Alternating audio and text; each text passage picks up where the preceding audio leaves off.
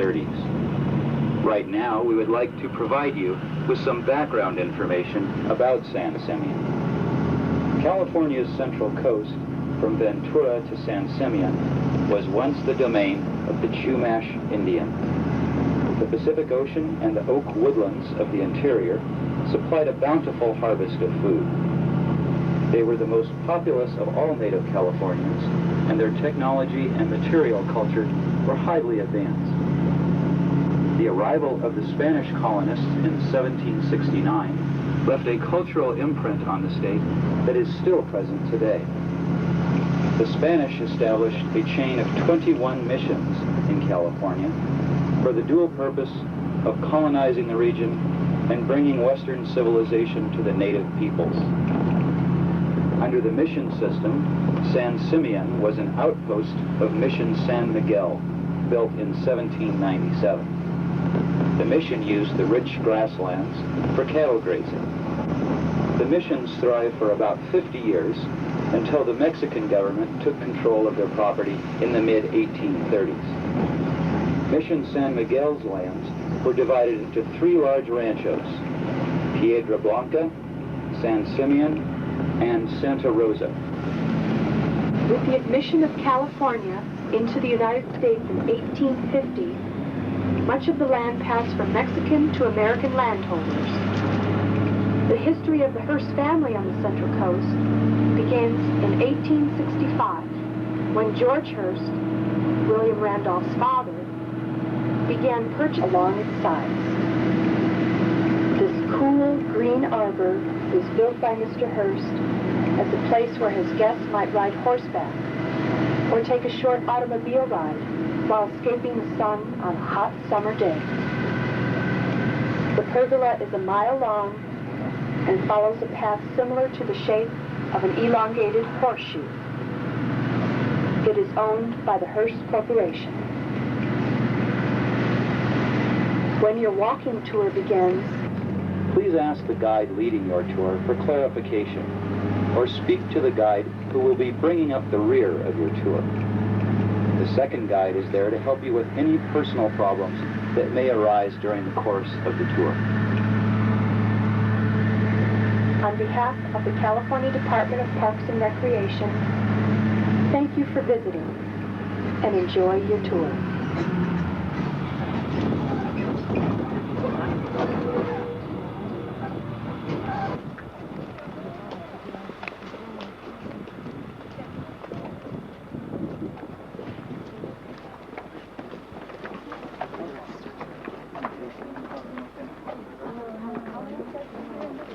I tell you, he was a great man.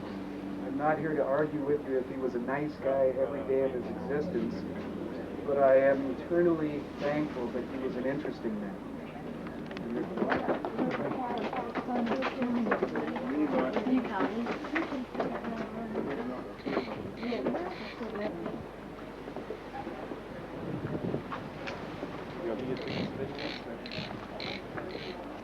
Befitting a state like this, and a man like Mr. Hearst, lots of legends, lots of myths, and a very popular myth for a long time is that he built this estate for Marion Davis. And I believe that not to be true. Another myth is that Mr. Hearst, when he was a kid, his father used to bring him up here to camp. And I cannot emphasize enough how sentimental he was about this place. At the turn of the century, but his mother forbade it. And in fact, when his dad died in 1891, one of the wealthiest people in the United States, a fortune based in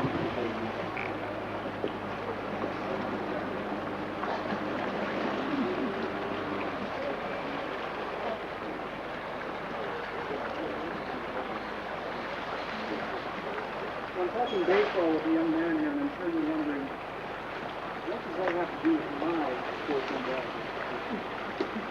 William Randolph Hearst, in 1887, right after he took over a paper that his father gave him, the San Francisco Examiner,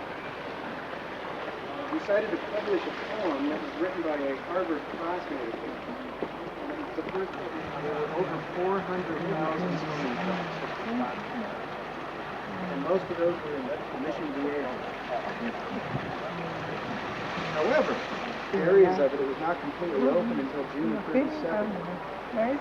Just to bring you up here from the railhead in San Luis Obispo could entail a 2 or 3 or 4 hour drive.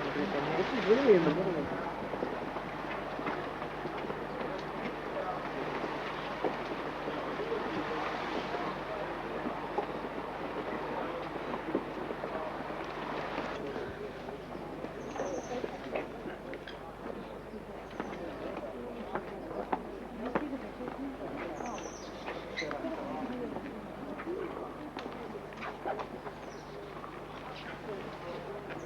one guest reportedly said was the ranch, and even in the early letters he called it the Hearst Camp. Forms where the cottages stand today, they erected these 20 by 60 foot canvas tents with variety of fuchsia. Nice little way to illustrate for you the way Mr. Hearst utilized the collection, and thus this was a museum, but at the same time he embraced the technology of the day and tried to incorporate it as much as he could into the estate. So this was both to him a museum and a home. It's not duality, but it makes sense. This is a tidbit for an hors d'oeuvre. We'll just stroll through. This is where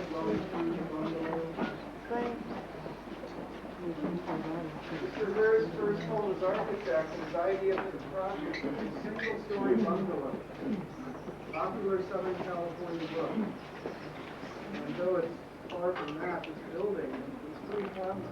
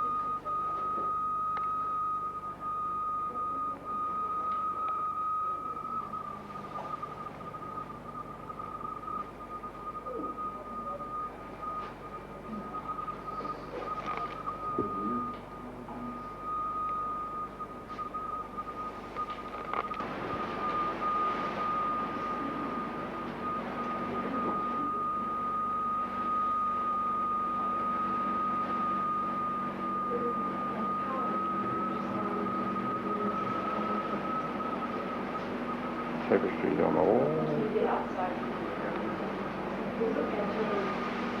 Yeah, that's where we put that in first. There are no actual.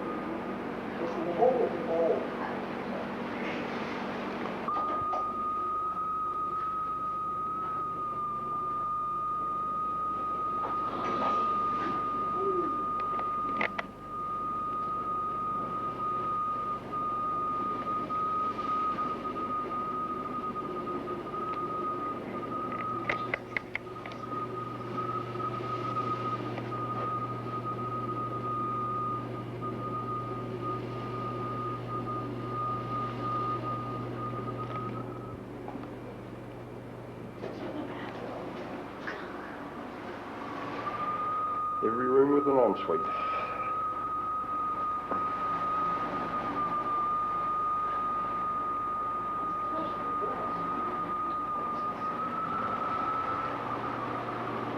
Gardens became an important part of the home. These are old ideas. Mr. Hearst giving it a whole new twist by doing this so at the western edge of the front, out in the barbaric.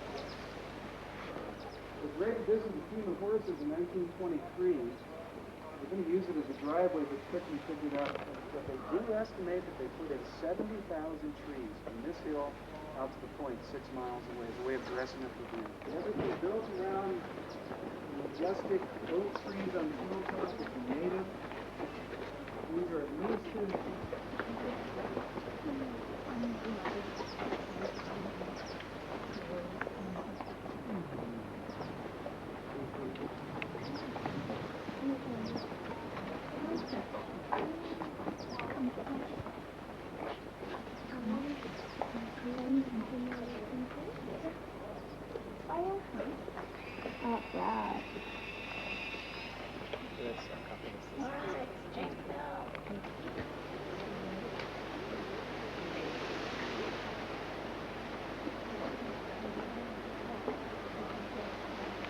Saddest part of the story that Mr. Hearst was such California blown away in ruins that after the Englishman Howard Carter discovered King Tut's tomb, Egyptian art just floods the market. In fact, it becomes the rage in a day.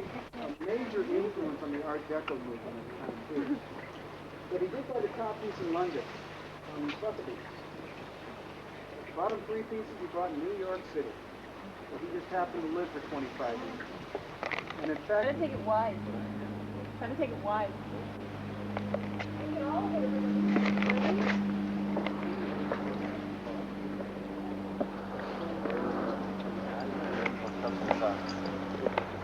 Oh, you are? What kind of color from you?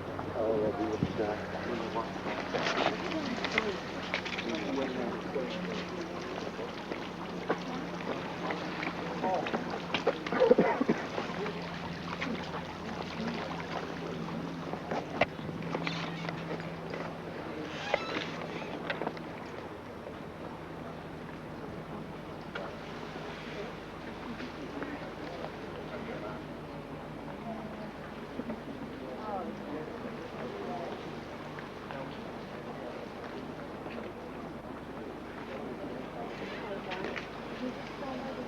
La casa de grande.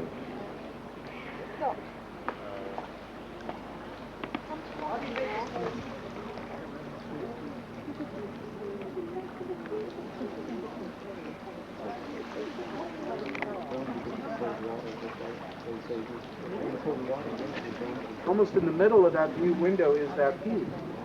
One has a real sense that when they sited and poured the first building up here, La I Casa think del it's Monte, 37 mile they away wanted and to he's saying the emphasize mile further past. What story on the guys right here and it looks like monkey suits? Is The that guy in Ronda, Spain, which interestingly enough is where the ashes of Orson Welles are buried. Ronda, Spain. Of course, you'll know about the little movie he made, right? Yeah. Venetian weather vanes on top are 17th century, 7.5 feet tall as a point of reference, but purchased in New York.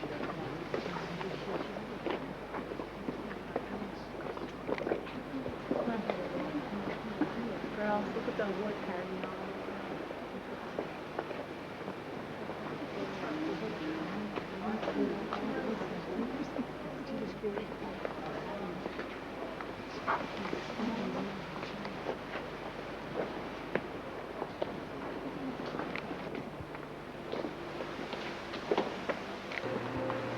Mr. Hearst thought it was very appropriate and proper. These things, tapestries that hung in Versailles and Louis XIV. These things belong to the new nobility of the world. And that was felt to be the American wealth. It sounds arrogant, it's because it was. We were the emerging world power, so there was a real sense that these things belong to this country. Art follows money. It always has and always will. Mr. Hearst never apologized for owning these things. In fact, he kind of liked it. What do you think of it? Would you be comfortable with it? Very comfortable. I knew you would be for some reason. You think Mr. Hearst would have cared one way or the other? Don't you think it means something that he was comfortable with?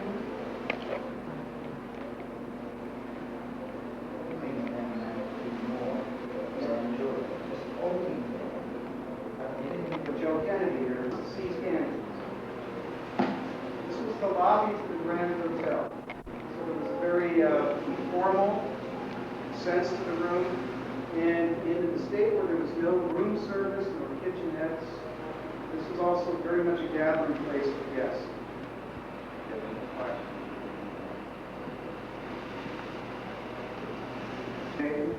Within the rainbow trout running the creeks when the rain's breaking through. Of course they did. So a lot of good fresh food here at San Simeon. Fairly informal way to set the table, given what we have around us. And Mr. Hearst even owned Napoleon's china. But this is china which his mother left him. And when she passed away in 1919, 100 place settings of a china so common here in the United States, they called it the blue plate special. Blue's real old blue, and 9.9 times out of 10 would be Marion Davies across from Mr. Hearst.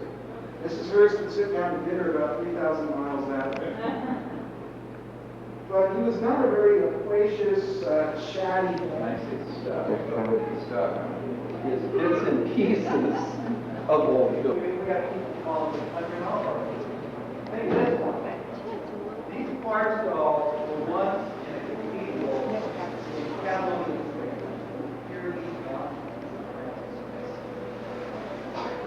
This is the morning room. This is a 16th century Spanish building. It looks like it's come straight out of the house. Yeah, you know, the paint on that ceiling is so bad. It has separated. And none of the curators or anything. So after 1927, this is when this really becomes not just a house but a home. He begins living here more and more. Obviously part of the recreation wing, the billiard room, tables from 1929. Yeah, right. And so the movies that we have seen were, he didn't influence it. She was a comedian. She was really good. She's got like girl and other.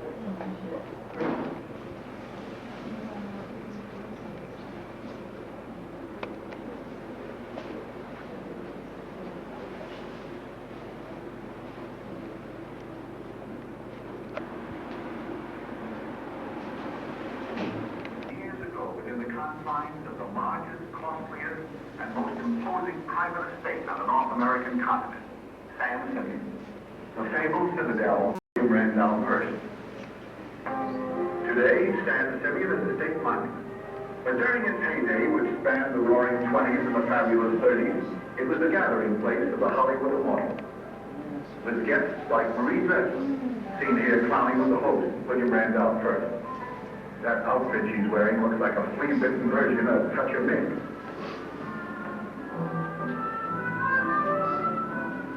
That pretty blonde over there with the short bobbed hair is Marion Davies. Although she typified glamour on the screen, at San Simeon she joined in the fun. Marion Davies was one of the best-liked members of the motion picture colony.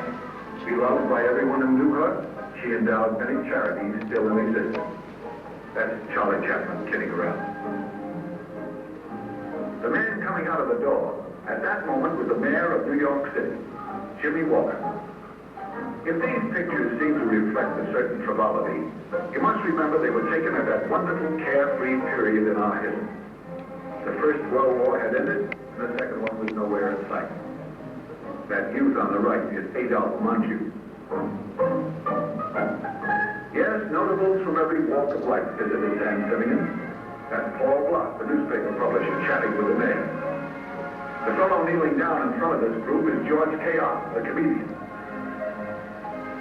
And the attractive girl on the left in the print dress is Hedda Hopper. Standing next to Hedda is the founder of America's largest bank, APG&M. John Gilbert and his wife, Virginia Bruce. Claire Windsor and Dolores Dobie. They're down at the tennis court, watching Chaplin hit a few to Bill Children.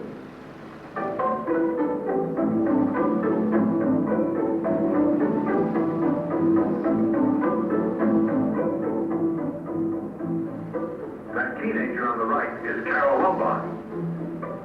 Nothing pleased the host more than when everybody got out of doors in the afternoon to take part in some group activity. He was proud of San Simeon and eager for his guests to enjoy it to the full.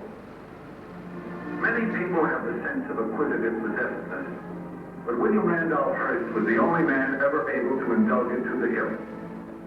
But it was a strange paradox that this fighting giant of journalism with all his vast collection of material wealth should also have a tender passion for the treasures of nature, flowers, trees, and animals. Yes, Mr. Hearst was a happy man at San Simeon. Whether he was conducting business with his secretary or welcoming a famous guest like Lindy. In town, he was very reticent about having his picture taken. But up here, he seemed to have no objection. He'd even kid about it. Part of the daily routine was to move the guests to the adjoining zoo to witness the feeding of the animals.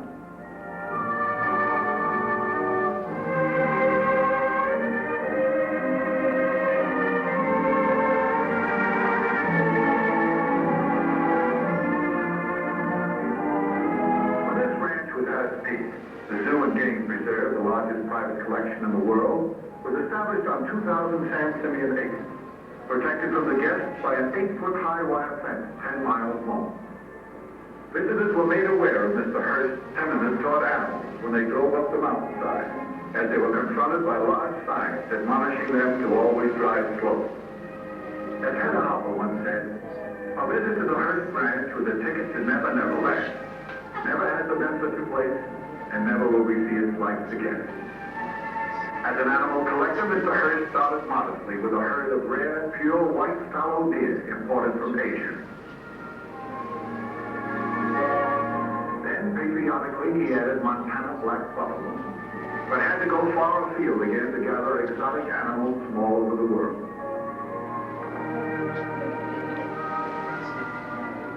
And when these animals stopped in the middle of the road, you stopped.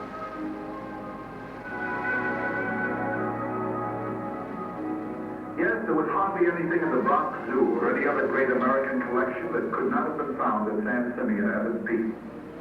Before I left that day, I had to take one more shot at that main entrance. Everything seemed so much the same that I almost expected our host to come out of the door.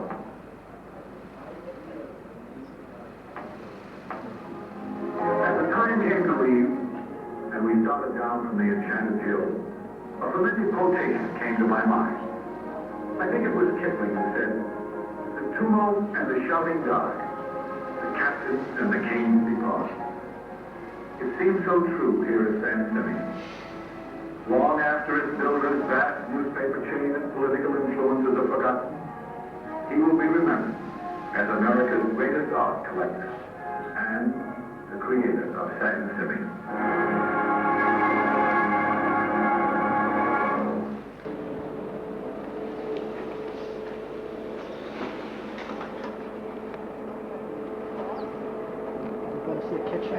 Nope.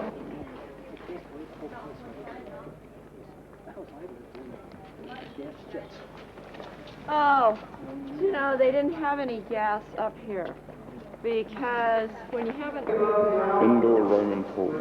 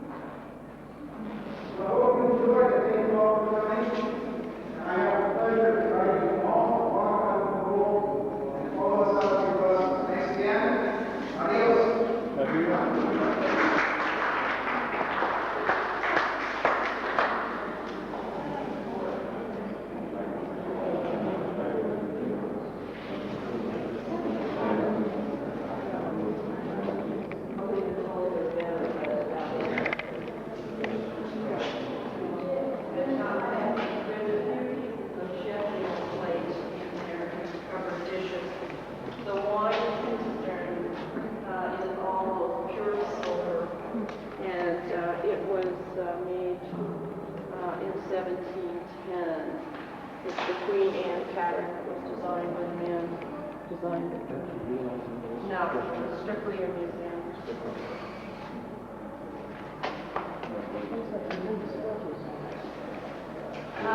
Yeah, the filtering system is San Simeon State Park Campground. Also south on Highway 1, on Moonstone Beach Drive, is a picnic area locating whales from February through mid-May. Design and construction of the Cuesta and Canal to the Champion Hill. You can also witness ongoing restoration and The guest cottages, completed in the early 1920s, and the building completed in 1947, more modern stuff. Tour 4 is offered April through October and presents an overview of the gardens and the building. This tour does not enter the main building, but features Casa del Mar, the largest and most elaborate of the 3 guest cottages, which was occupied for many years by Mr. Hearst.